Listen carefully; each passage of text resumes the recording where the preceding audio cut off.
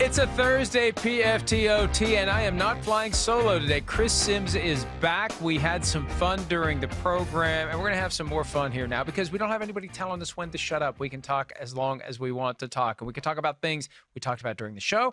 We can talk about things we didn't talk about during the show, and one thing we didn't talk about for the first time probably in a long time is Antonio Brown. So let's start there, in part because, and it's not, nothing to do with the helmet, this is Hard Knocks. Viewership in Pittsburgh. HBO released the numbers yesterday, and I was stunned by the fact that in Pittsburgh, the ratings more than tripled the national average. Those Steelers fans love to see a train wreck involving a guy that they now hate, and they just can't get enough of the fact that Antonio Brown and the Raiders are having a hard time getting properly acquainted, given that Antonio Brown's got the frostbite on the feet and the helmet issue, and the Raiders are exasperated, and Mike Mayock called him out. And to make it even better, Chris, we tweeted our story, a link to our story with the information about the Pittsburgh ratings tripling the national average. Antonio Brown retweeted it with the message, "My ex still thinks about me." I think he still thinks about his ex. His ex definitely still thinks about him. And it is funny to see that just because Antonio Brown has gone from Pittsburgh, he is far from gotten there, and he is far from forgetting them. Yeah, well, he burned one of the greatest football cities and greatest football organizations we've ever seen here in America, and that fan base is awesome. They're arguably one of the best out there too, and they want to tune in, one, like you said, because they don't like him right now or hate him altogether. Two, they're going to get the first-time inside look about all the things they've heard about the last few years but have never really been able to see or figure out what the guy is really like behind the scenes. So I understand that. And, of course, I hope the Pittsburgh fans have a little more sympathy for Mike Tomlin. That's what I want to argue there more than anything. I mean, Mike Tomlin isn't the GM. John Gruden is the GM and the head coach, and he brought Antonio Brown there. And I don't remember any 4-month period or 5-month period while Antonio Brown was in Pittsburgh that had more drama and issues than we've seen so far with Antonio Brown. And I'd like some of the Pittsburgh fans to recognize that and maybe apologize to Mike Tomlin that way. No, I won't, because Mike Tomlin created Antonio Brown. He created AB. He allowed this guy who was a 6th-round pick out of Central Michigan to become the diva that he is. It's on the coach to keep the guy from turning into someone who comes and goes as he pleases, who pays attention to his phone during meetings, who has his own house that he rents during training camp when everyone else is living in a dorm at St. Vincent's College in Latrobe that he rents off site. The coach allowed him to become AB, and now, look, should the Raiders have wanted him, given all this stuff? Well, he's still a hell of a player. But Mike Tomlin is the one that enabled this. If he had nipped it in the bud in 2011, 2012, when Antonio Brown was blossoming into one of the best receivers in the NFL, all this stuff could have been avoided. Well, yes, to a degree. Okay, I'll agree with some of that sentiment, right? But that's easier said than done. And especially, hey, when the rest of the organization backs a guy like Antonio Brown financially, I mean, we've heard guys like Ryan Clark, right, on ESPN. He was telling people back then, don't pay him. He's going to act a fool once he gets paid. He's going to have the power and leverage in his corner, and he's going to use it against everybody. And that's what happened, too. So I can't put all of that on Mike Tomlin. I understand what you're saying. It's definitely valid, but I just can't put it all on him. But either way, I understand the Pittsburgh Steelers fans tuning in to watch it. I mean, I'm tuned in to watch it. It's been pretty damn good so far.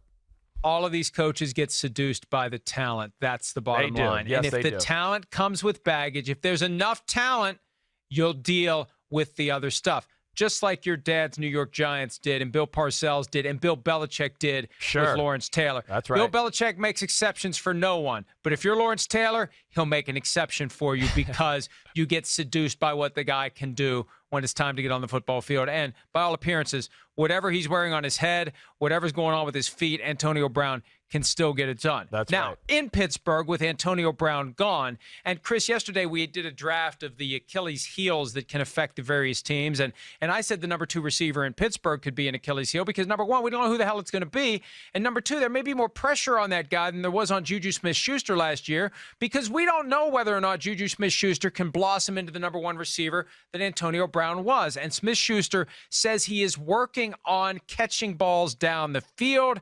The free balls they send down the field, I got to make those plays. That's what I focused on a lot, catching the ball over the shoulder and being able to be a threat on the outside. Well, if that's something you're working on, that doesn't give me a whole lot of confidence you're going to be able to do it. You're working on it, that's good, but you shouldn't have to work on it. It already should be part of your game. And to just take JuJu Smith-Schuster and plug him from number 2 to number 1 and put 2 guys on him all the time and expect him to do the things that Antonio Brown did, I don't know that that's as easy as we think it's going to be. No disrespect to JuJu's skills, and we've seen number 2s try to become number 1s in the past, Alvin Harper. It doesn't always work, and we're just assuming you slide him into the top spot and everything's going to be fine. These quotes from JuJu Smith-Schuster at least tell us, Chris, we need to watch, we need to wait. Well, it is the area of his game that I would go is probably the least impressive, right? He's big, he's strong, he can break tackles.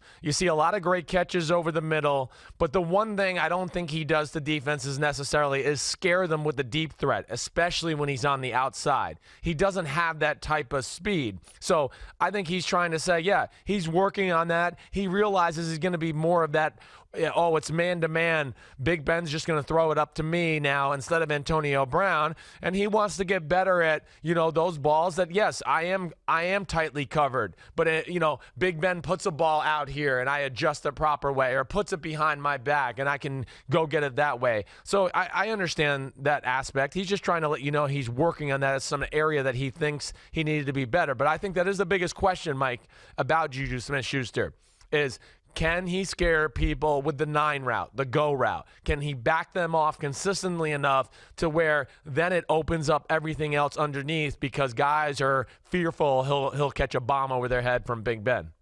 And I just want, and again, JuJu Smith-Schuster is a young guy, and I love him. He's a great player. I love his passion for the game. I don't know that I would be sharing publicly anything that would suggest I don't have utmost confidence in my ability to do it, that I'm working on. I just don't know that I want the world to know that right now. I don't know. How do you feel about that aspect? Yeah, I understand what you're saying. I think you're right. I probably would not have said that either. That would probably be one I would just have, kept under wraps, not even brought attention to it or anything like that. Because, too, hey, you can't just guarantee that every team's amazing at scouting and they're going to put everything together, right? This might open some eyes up to where some teams go, wait, that is right. I mean, now that I look at them, he doesn't win a lot on the outside and just blow by people, and it might change the approach of a coaching staff or corners.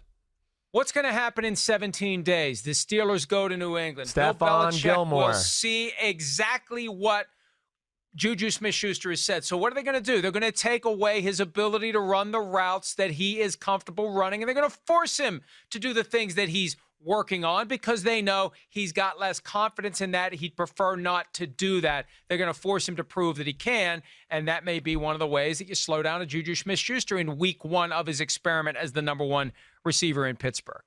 Yes, definitely. And I would hope Pittsburgh would know enough to go, hey, this is not exactly the A-plus part of his game. And move him around. Let him work the middle of the field. Let him catch shallow crossers and, deep crossers across the middle, in cuts like that. That's really where he is awesome. But still, I think there's enough talent there ultimately to scare people away on that go route to where it'll be effective enough to where it helps out the rest of the game, his game and the offense in general. All right, we spend so much time talking about the guys who aren't playing in the preseason, specifically the quarterbacks. It is a little refreshing, even though the preseason is meaningless, to hear from a guy like one of our favorites, Texans quarterback Deshaun Watson. When asked how much he would like to play on Saturday against the Cowboys in week 3 of the preseason, he said the whole game, really, if I had to. I just love to play football. Anytime I get to play, especially in the NFL, the best athletes in the world, an opportunity to get on the field on a national stage is a blessing, a great opportunity for anybody. Now, maybe it's just because he's only in his 3rd year, and maybe 10 years from now he's going to be like Aaron Rodgers and say, I don't want to have anything to do with preseason football. I just like to hear that, and I like to feel that from a guy who just loves the sport, and he's not jaded yet. And he has that that passion for it. And you put the uniform on, you put the ball in your hands. Football is football, regardless of what the stakes are. So I kind of like it. I don't think it's the smartest sentiment, and you don't want to see the guy get injured, but I like the idea that he's ready to play the whole game. I do. I'm with you. I mean, that's why I think we love Deshaun Watson. You could see his love for the game, his competitive nature, how cool and calm he is in clutch situations, whether it was at Clemson or Houston. Yeah, I mean, he's talented. And, to echo his sentiment, I was similar as a player, and I'm certainly not trying to say I'm anything as good as Deshaun Watson, but I did like the preseason, especially when I was getting close to being a starter or being the starter. I felt like, it was a good way to get some, bullpen sessions like in baseball, without, necessarily having to face off against Aaron Judge and everybody like that. Oh, I get to get out there, run some of the basics of our offense. Their defense is kind of basic. They don't have all their stars out there. And it can give you confidence going into the regular season to go, okay, I've been out here. I've had a little success already, and I can build on that. And I'm really confident going to week 1 because I've been throwing lasers in the preseason, and you can fool yourself and be like, who cares that it was against the second teamers, whatever. I was good. I felt good. And I do think there's something to that. Let's shift over to the Arizona Cardinals. We still don't know what that offense is going to look like, although if you pay attention to college football and Texas Tech, the air raid offense, the ultimate version of that loose college, draw it up in the dirt, will it work at the NFL level? And LaMarcus Joyner, the Raiders safety, said after the game when the Raiders played the Cardinals week 2 of the preseason, he described the offense as a pretty boy offense and or pretty boy football, and some Cardinals players took exception to it. Justin Pugh joked about it. He said, yeah, we got some good-looking guys. What do you want from us? But is it like a lesser brand of offense? Should old school hardcore football people look down their nose at this kind of an offense that the Cardinals plan to run, Chris? I think it's fair to question it and whether it can be successful. I mean, we haven't really seen that many college teams really win and go to national championships winning that way, right? I mean, we really haven't. When you talk about Alabama, okay, Clemson might be about as close as we've seen to that, but Clemson doesn't abandon the run game. I think there's a lot of questions about how this offense will translate to the NFL. Certainly for me. I know they're going to be able to get, some cheap yards in the pass game and do all those things. But is there enough inventory in that offense when it becomes week 3 and week 4 and so on, where teams are starting to go, ooh, there's tendencies here. And when they get in this formation, they like to do this. And when they're in that formation, they do that. That's where I really worry about it, added to the fact of I still think you got to get underneath the center a little bit, Mike, in the NFL and come downhill and run the football that way. And I think that's what LaMarcus Joyner's looking at. He's going, this is Big 12 football. This is 7-on-7. This is why we talk about Big 12 being crappy at defense and everything else. And there's no physical nature about the offense. And I hope that Cliff Kingsbury can unleash some of that and get some downhill run game with David Johnson, because I think he thrives in that environment. I also think it'll help Kyler Murray, Mike. If you can run downhill, the bootlegs, the play actions, getting him separated from the line of scrimmage to where he can see the field better, a lot like we've seen from Russell Wilson, I think that will be a very good tool for that offense to have. It's a very subtle point because you can have a running game out of the shotgun, but the difference is if you've got an I formation and you get the snap instantaneously and you turn, the running back has a head of steam when he gets the ball and hits the hole. Exactly. And it can develop more quickly. The play develops so much more slowly when you run out of shotgun because first you got to get the snap, and then you got to turn, and your back is standing still when he gets the ball. Exactly. He isn't already running. And going horizontal to a degree. Yeah, and again, if you've got a great offensive line, it won't matter.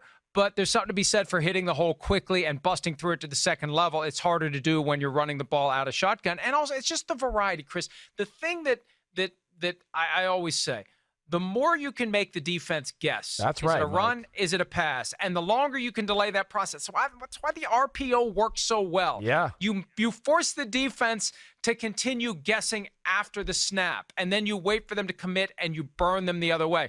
And that offense lacks it. And you're right. After 4 or 5 weeks, and they see what they do, and they break down the film, and they come up with ways to confuse Kyler Murray.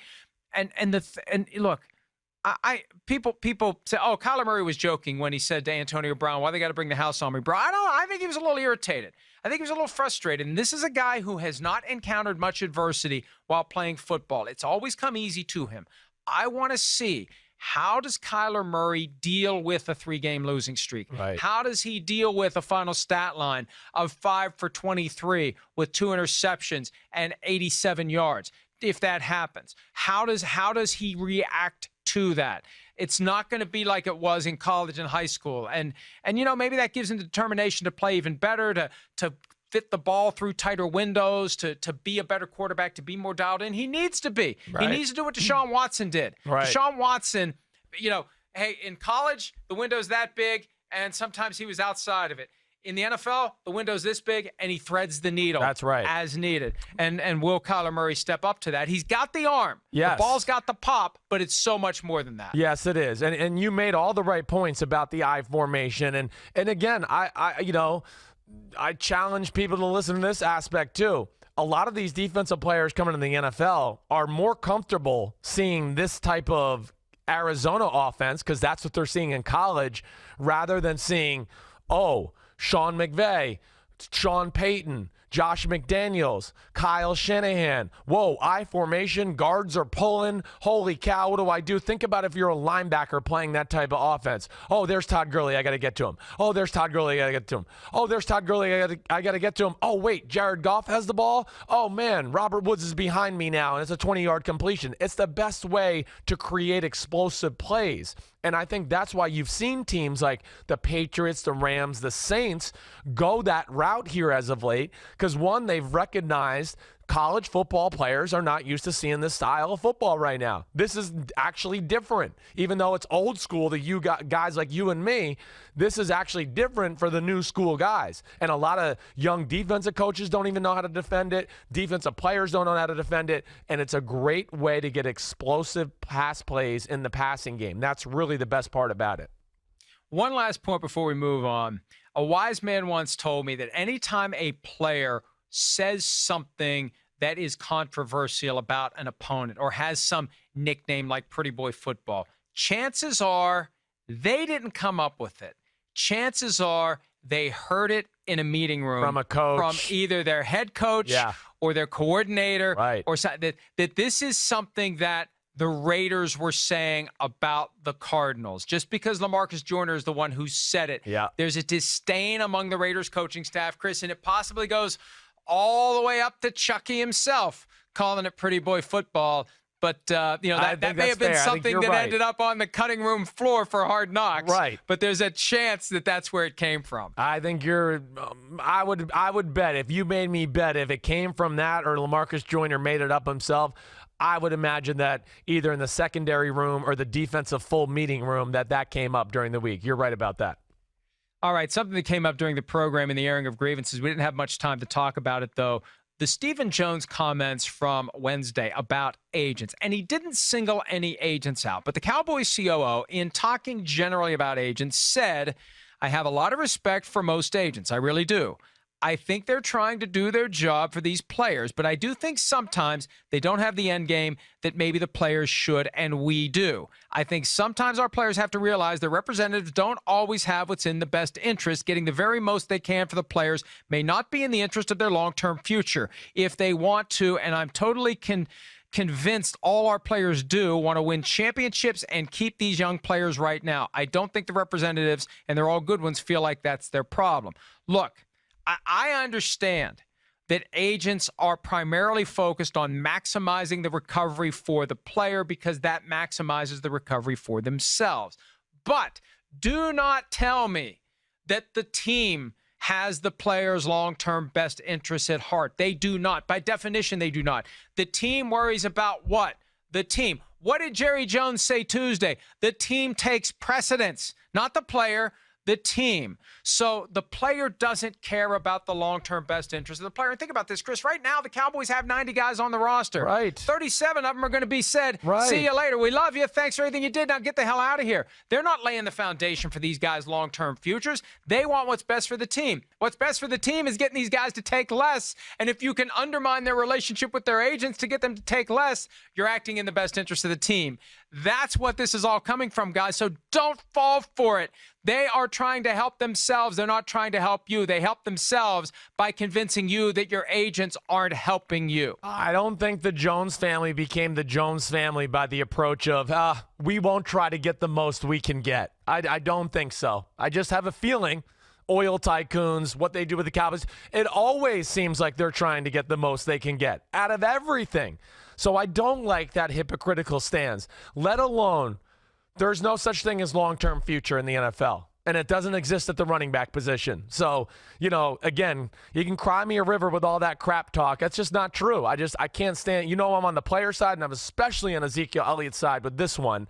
And, long-term future. Until what? He comes out there and sacrifices his body again and then tears an ACL and an MCL, and then there is no long-term future? It's now. The future is now. And that's what Ezekiel Elliott's trying to do. And I'm rooting for Ezekiel Elliott, as you know, and I think you are too. Hey, I said yesterday, if Jerry Jones was the agent of any of the three guys on offense they're trying to pay, he would be on top of a table screaming that these guys are worth every penny. And these are the guys who are the ones who put on the uniform, cross the white line, and put their bodies at risk on every given day. And you know as well as anyone, you can't, you can break your leg. You also could die on the field, as you almost did. And that's not anything to joke about, and I'm not joking about it. The point is this. The players are the ones taking the risks with their futures. They're taking the risks with their lives. They're the ones who have the skills and abilities. And the idea that they should do anything other than try to get the most they can for those skills and abilities is wrong. And I understand why the Cowboys are trying to do it, because they've got this great team now they're trying to hold together so they can win championships and build their own legacy. Yeah, it's got me pissed off. I get it. I love what the Joneses do for football, but let's not get the roles twisted. Right. And whether it's a guy who's representing himself, whether it's a guy who hires a lawyer to help him out on an hourly rate, whether it's an agent who takes a percentage, you are in control of the player's interest, and the team never is. And don't let anyone ever tell you that the team is acting in the best interest of the players. They are always and only acting in the best interest of themselves, and that's the way it's supposed to be. Yep, 100%. And too, I know I'm not on the Jones family side with this conversation, but you did say that they've done a lot of great things from the sport, and I do respect that. But, again, this is just I don't know, bargaining talk, whatever it is. They're trying to lower the price. They're trying to smear campaign. It crosses a line. They've crossed the line twice this week, in my opinion. Yes. Yeah. It crosses a line by questioning, or by trying to force the players to question whether the people hired to look out for their best interests are really looking out for their best interests. And look, there are some conflicting motivations that come into play. Agents have said, I don't get 3% of the Super Bowl ring. I don't care if my guy wins a championship. But the team is, this is a Hansel and Gretel thing. They are luring you into the house with candy, folks. That's what they're trying to do. You're right. Anyway. Yeah. All right. I got no more to say. And again, the Joneses are great for football, and they've done fabulous things in 30 years of ownership of the Cowboys, and they have advanced the sport, but they are never acting in the best interest of the players. They're acting in the best interest of themselves, of the league, of their business, of the Cowboys. That's it. We got to act in the best interest of PFTOT and end it for now. We'll be back tomorrow. Chris is going to have his top button unbuttoned because Aaron Rodgers isn't playing tonight. If he does, I got to go. I'm telling you, I know exactly where it is. Denim jacket from the 80s. I hope to God it fits. I got to go find a bolo tie. I got to find a bolo tie and sunglasses, but could be an interesting day tomorrow. We'll see how it goes. See everybody on Friday. See ya.